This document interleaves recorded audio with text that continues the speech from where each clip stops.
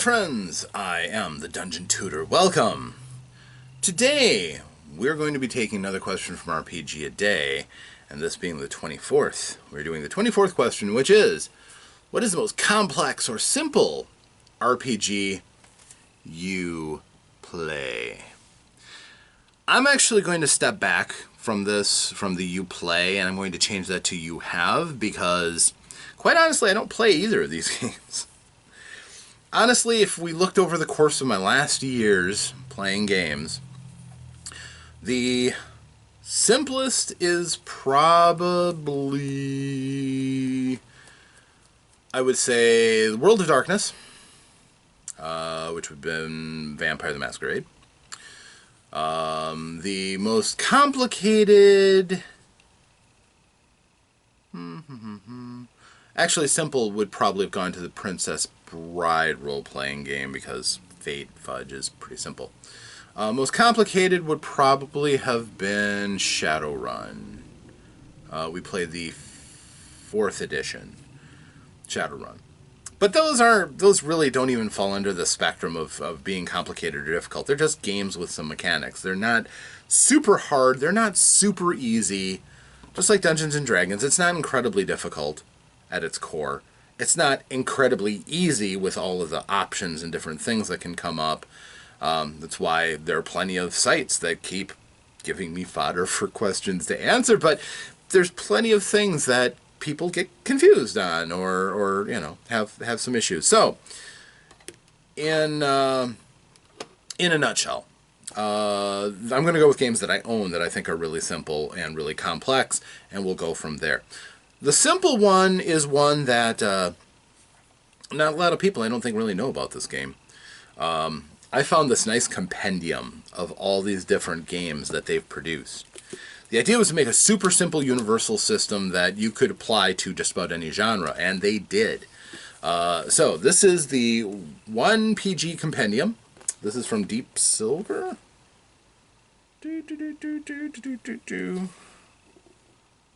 Deep Seven Press. Deep Silver is the video game company. But this has an incredibly simple game system. There are a couple of stats. They have numbers to them. You roll a 6-sided die and add the number. That's it. It's really simple. Difficulties for things generally range between 3 and 7. So if you have a 4 in a stat, you're going to completely always succeed at very simple things, and at more complicated things, you got a decent shot. If you have a 6, you can try even very hard things, and you'll have a pretty good chance of succeeding. If you have a 1, you generally still at least have a 1 in 6 chance. It's very grainy. It's very granular. There's a simple 6 possibilities that you're going to get, and your difficulty has to fall within that range, usually, which is what the whole tension is about. You obviously want to stick to things your character's good at, stay away from the things that they aren't, but part of the game is to, add a little tension by making you do things you aren't always good at, so that's fine.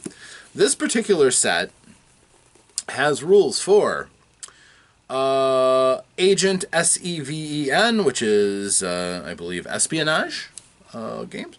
Battle Force Bravo, which I believe is modern military war game. Blood Island. Blood Island, I believe, is pirate games. Broadsword, that's fantasy. Swords and sorcery. Buggin', yes, you can play as insects. In kind of a Bug's Life type story. Daisho, that's historical Japanese fantasy. Historical Japanese role-playing. Not so much the fantasy, I don't believe. Dime Heroes, Pulp Fiction. Disaster, playing in a disaster situation. Kind of neat. Exosuit AOK. Anime, manga, mecha. Yeah, cool. Full Clip, that's your spicy action dramas, mostly. Action-adventure movies. So, somewhere between John Woo and 80s action movie, that's what you're going for. H.G. Wells' War of the Worlds. Absolutely. Hero Force, Superheroes. Shriek, Teen Horror. Six Gun, Western. And Star Legion, Sci-Fi. So they have, in this nice little compendium, all of these different genres, as well as suggested adventures throughout each of those adventures. Is it something that you want to play for long campaigns? No. There is some little bits about character advancement, but really all it is just making one number a step higher. That's it.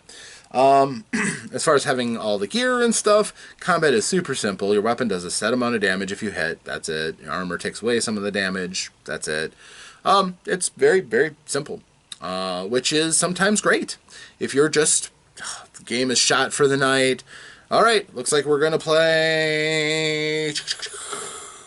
Exosuit A-OK, cool, let's get your mechs ready. And it takes 10 minutes to make up a character. As a matter of fact, on the character sheets involved, they have character creation written right on the sheet. So it's as simple as it gets, really, which is cool. The adventures themselves are suggestions and hints, more so than actual laid out adventures. They're all on one page, hence 1 PG. Yeah, that's all you really need to play these games. Different games have different stats based on what's important to the game. But, let's see. Actually, I take it back. The actual creation isn't on them, but each page has 2 character sheets. Yes, your characters can die a lot. It's kind of how these games go. The characters are somewhat disposable. Because character creation is so quick, that's not a terrible, terrible thing. So yes, this is a super simple game. It is from, again, the fine folks at Deep 7 Press. And that's Deep, DEP 7, all in one word, and then Press. I know they sell the PDFs of these games individually, but when I found this was a fantastic buy. I also bought secondhand, so it didn't cost me a whole lot. But I have now that to my fallback. I can play a game with anybody, and character creation is a breeze. They can make their own character and take part in a fun story. The most complicated game, on the other hand, that one's pretty easy for me too, and I think this one will be much more recognized as Rollmaster from Iron Crown Enterprises. Let me explain. When D&D came out, there was a rush for everybody to make a fantasy role-playing game. It makes sense, right? That's what the trend seemed to go under, and Tolkien and stuff was hot, so Dungeons & Dragons was doing well. Why not piggyback on that? So most of the nascent game companies of the day who were interested in role-playing games started out with a fantasy game. Some of them grabbed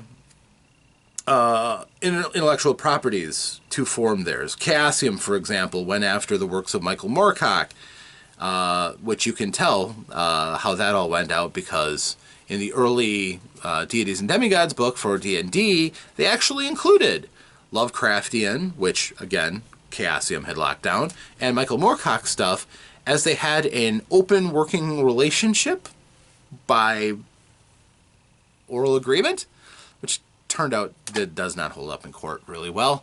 So TSR had to scrub that out of their subsequent editions of Deities and Demigods. They couldn't have the Nawan mythos. They couldn't have anything from Elric. So they cut it out, and that makes those editions really expensive these days, although they can still be found. Well, Iron Crown Enterprises did the same thing, but they got Middle-earth. They got the Tolkien role-playing game, which is funny because D&D is blatantly taken from Tolkien. But they did all the stuff that Tolkien's estate could not copyright. You can't copyright elves and dwarves and halflings, even though Tolkien called them halflings at the very first part of The Hobbit. They're hobbits. You can't call them hobbits. That was tested in court, and yeah, they had to change their name from hobbits. But yeah, they took a lot of other things that were from the world of Middle-earth.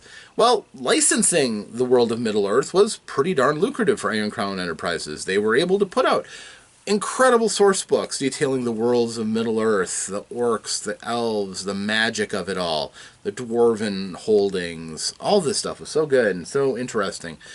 But it was so complex. It was very complicated. And the root of those rules can be found in their generic fantasy release, which is Rolemaster. And I'm not going to lie. It's complicated. Making a character is complicated. There's a lot that's involved in making a character. When you get into a fight, it's somewhat complicated. It's hard. It's really not. It's a percentile-based game. But, you know, there's critical hits to consider. You have to consider the weapon damage, and the weapon you use matters quite a bit, not only for how much damage it potentially can do, but also if it does manage to get past the enemy's armor, the kind of critical damage that it can do, which is oftentimes far more important. Yeah, it's a load. It really is. Now, the people who like it and are used to it don't find it to be that cumbersome because there's a logical flow to it. The game does make sense, and those numbers are important to the game system to enact a kind of realism that you're simulating. It is purely simulation, trying to take abstract ideas like magic and how magic works and make it fit within a realm of people swinging swords at each other and hitting armor and the flesh beneath. It's really pretty cool to watch it all play out, but as far as how complicated it is, looking up things from different tables and almost always having to have those tables out in front of you for reference, yeah, it's a load. And that doesn't make it a bad game, it just makes it a complicated game, so you have to know what you're getting into. My suggestion for running something like that is almost always, as the game master, you have to know more than the players in most cases, so that you can guide everybody to a satisfying conclusion without taking up an entire night on a simple skirmish. And that is an important skill to be able to run complex games. Rolemaster is absolutely the exemplar of a complicated game that a good game master can get players through, let them still have a good time, even though the underlying mechanics and everything are pretty darn complicated. Is it the most complex game? No, it's not. There are some games that wallow in its complexity to a kind of a self-gratifying level. I don't get putting obstacles in front of players' enjoyment and the possibilities of drawing in new players, but hey, I'm not the people who are advising those companies that did that.